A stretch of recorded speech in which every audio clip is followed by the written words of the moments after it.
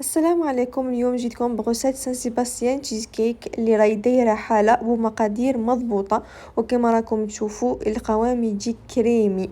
نبداو في المول تاعنا نشمخوه بالماء، ومن بعد نهزو البابي كويسون تاعنا نكرفسوه هكا باش يساعدنا ويلصق في المول. من بعد نبداو في المقادير. هنايا استخدمت فرomاج لبنه، هذه لا مارك لبنه سي مارك ترك، بصح نتوما تقدروا تستخدموا لا ماسكاربون ولا كيري ولا اي فروماج ما يكونش مالح. المهم في الوصفه هذه فروماج ما يكونش مالح.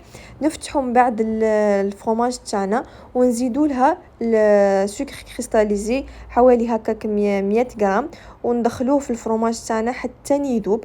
انا استخدمت هنايا الباتور، بصح نتوما تقدروا تستخدموا فوي. نبداو نديرو بالوحده، بيضه بالوحده، ما نديرهمش في ربعه مع بعض. ونديرو عصره تاع قارص، ونسحقوا 400 مليلتر تاع لا كريم ليكيد، وندخلوا كامل المكونات تاعنا مع بعضها. وكما قلت لكم تقدروا تستخدموا الفوي بدل الباتور. وكما راكم تشوفون نزيدوا بيضه ما نديرهمش في ربعه مع بعضهم، ونزيدوا لها لافاني. انا استخدمت هنايا لافاني ليكيد، بصح تقدروا تستخدموا البودر ولا تستخدموهم، ديروا ميلونج ما بيناتهم بين الليكيد ولا بودر. وندخلوا كامل المكونات مع بعض بلا ما ننساو نديروا بيضه مش كل مع بعضهم.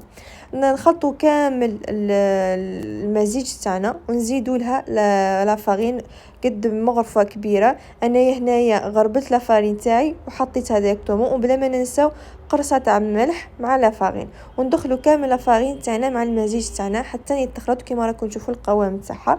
ونحطوه في المول ونصفوه في صفايه كبيره اللي تساعدكم باش نصفوا المزيج، واذا كاين اي حبيبات ولا اي حاجه تبقى في الصفايه تاعنا. وكما راكم تشوفون نحركوا المول تاعنا باش يدخل بالتساوي في المول تاعنا، وندخلوه في مول هكا يكون كاري، ما نحطوش ديريكتومون في الفور مع السخانه. كما راكم تشوفوا كيفاش يجي يتحرك هكا داخل لوغ، ما يجيش ناشف.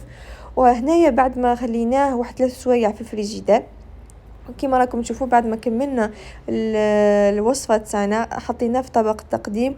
ويتاكل هاد سان سيباستيان تشيز كيك يتاكل مع شوكولا ذايبه كيما هكا، وتستخدموا اي شوكولا متوفره عندكم في الدار. انا استخدمت نوتيلا.